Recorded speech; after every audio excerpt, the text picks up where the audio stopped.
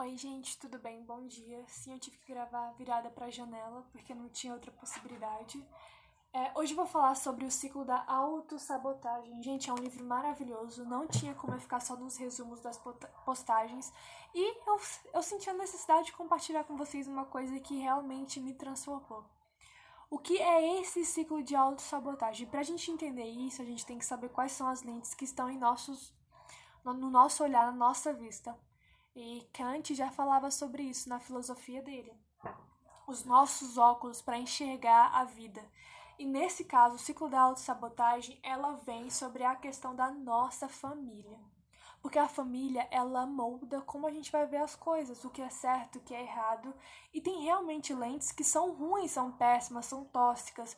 Por exemplo, coisas básicas, mas que a gente leva para a vida toda e não consegue se livrar disso. Tem famílias que não pregam o hábito de leitura, então a criança cresce como adulto e ela não vai saber a importância de ler. Ou é aquela família que sempre tá atrasada para onde vai, e a criança vai crescer, vai virar um adulto e ela vai ter dificuldade em cumprir horários, de falar verdades, seja qualquer coisa, ela vai pegar da família essa visão achando que é certa e vai expor para o mundo, porque é o que é o mundo original dela. Mas hoje a gente vai ver quais são essas questões sabotadoras e vamos nos livrar. E como esse ambiente aqui a gente vai ser luz, vai ser limpo, totalmente branco. E a questão aqui, essa sabotagem, ela permeia no nosso trabalho, nos relacionamentos com as outras pessoas. No livro introdutório, ele dá a questão de como a gente não reconhece essas repetições. Ele cita o exemplo de um porteiro. O porteiro, ele todo dia tá lá na função dele, bom dia, boa tarde, boa noite. Ele recepciona as pessoas da melhor forma possível. E ele faz a seguinte exclamação: nossa, eu não conseguiria ser um motorista porque o motorista pega os passageiros daqui e leva para um destino. E isso é muito repetitivo, não daria certo para mim. Ou seja, ele viu a repetição do motorista, mas ele não consegue identificar a própria repetição dele como porteiro. E isso acontece em nossa vida. O livro O Ciclo da Autossabotagem, ele não traz questões bíblicas, mas eu, como boa ouvinte da palavra e praticante, vou trazer aqui para vocês algumas questões, até como cunho histórico, né? Em Mateus 7 fala sobre o cisco do olho. A gente consegue ver o cisco do olho do nosso irmão, que é a pessoa próxima, mas a gente não consegue enxergar a trave gigante aqui no nosso olho. Mas a gente quer tirar o que é o cisquinho do olho do irmão. Isso é muito verdadeiro, verídico. E também para vocês verem como essa tendência da família ser uma questão destruidora de hábitos, eu vou falar sobre o exemplo de Abraão, que era o pai, e Isaac, que era o filho. Abraão estava fugindo, né? Levou a sua mulher Sara e ele, com medo, porque sua mulher era bastante bonita, pediu para ela falar que era irmã dele para que ele não fosse morto. E isso, posteriormente, depois de uns anos, acontece a mesma cena devido ao medo com Isaac. Para vocês verem que isso está atrelado ao nosso irracional. E eu não sei explorar bastante essa parte, até porque eu não sou psicóloga nem terapeuta, mas o livro ele aborda a questão da penitência e do salvamento. O que seria isso?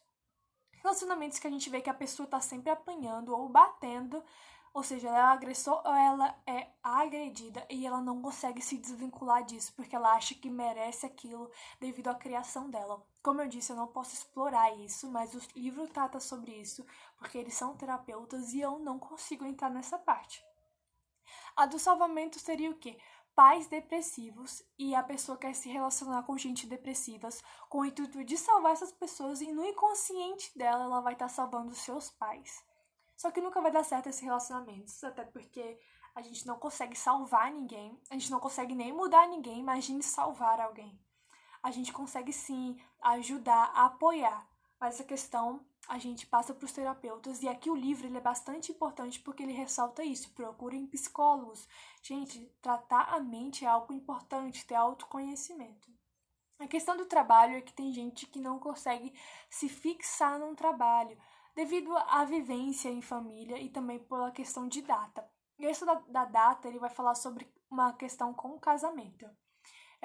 Tinha um homem que foi buscar tratamento, né, com ele e ele falou que queria terminar e o terapeuta, ao avaliar a situação do paciente, descobriu que sempre quando dava perto do ano de casamento dos pais, ele não conseguia permanecer na relação.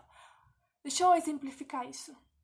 Os pais dele ficaram juntos aproximadamente 7 anos, e toda vez que dava 7 anos em um relacionamento, ele queria terminar, porque ele achava que ele não era digno de ter uma relação maior e feliz como os pais dele tiveram. Ou seja, ele estava se sabotando. E geralmente, quando as pessoas têm atitudes de sabotagem, elas percebem isso e acham que é um déjà vu porque está acontecendo a mesma coisa. E com o intuito de ter o controle sobre a situação, ela adianta aquele caos. E é isso que o livro ele vai deixar bastante explícito. Tem pessoas que são empreendedoras, que têm um trabalho muito bom, empresas que pagam bastante bem, são pessoas bem-sucedidas, mas na questão dos sentimentos não conseguem expor. Por quê? Porque a família girava em torno do dinheiro e quando ia se tratar sobre sentimentos cortava. Vou dar um exemplo aqui. Eu chego na minha mãe e falo: Mãe, hoje aconteceu tal coisa, eu tô triste. E a mãe já falava assim: Não, sentimentos aqui não. Imagina você ouvir isso enquanto é criança. O adulto cresce achando que ter sentimentos não é bom. Então ele vai ter um casamento onde ele não se expressa sentimentalmente e ele dá pouca importância às outras pessoas e até aos funcionários da empresa. E isso estava gerando um caos nele, porque ele não conseguia ter um convívio bem com os chefes, com as pessoas que trabalhavam com ele, e muito menos com a mulher dele, que foi ela que incentivou ele a buscar um terapeuta. E tem outras questões também que vai abordar no livro, é a questão do divórcio, que realmente impacta na questão das crianças. Gente, no divórcio quem mais sofre são as crianças, isso é verídico. Tem mulheres onde não tem a figura paterna, né, não tem a figura do pai presente, tem relacionamentos um atrás do outro, porque vive procurando o pai nessas relações. Minha filha, eu sinto informar que você não vai encontrar o seu pai nessa relação. Você tem que mergulhar dentro de si e logo depois disso você sim vai poder encontrar uma pessoa falha como qualquer outra e vai ser ela, mas ela não vai ser o seu pai. E isso acontece também para homens que não têm a figura presente da mãe. E aí envolve toda a questão de sexualidade. Gente, é muito bacana esse livro, eu indico bastante. E para não deixar o vídeo mais longo do que já tá, porque eu acho que, né? Enfim. Eu vou deixar na descrição algumas páginas que eu deixei anotada no meu caderninho aqui, de gatinho muito fofinho. Eu vou deixar na descrição alguns trechos que eu achei interessante. E é isso, gente. Obrigada. E não se sabotem. Hoje, reflitam no que a sua família tem de repetitivo que você pegou para si. Quais são as suas lentes? As suas lentes são boas ou ruins? Porque hoje em dia é muito difícil a gente ter uma família estruturada. Então, seja você a família estruturada, seja você a família que não vai se divorciar para ter filhos saudáveis para a geração futura. E é isso, um beijo e um bom dia. Nós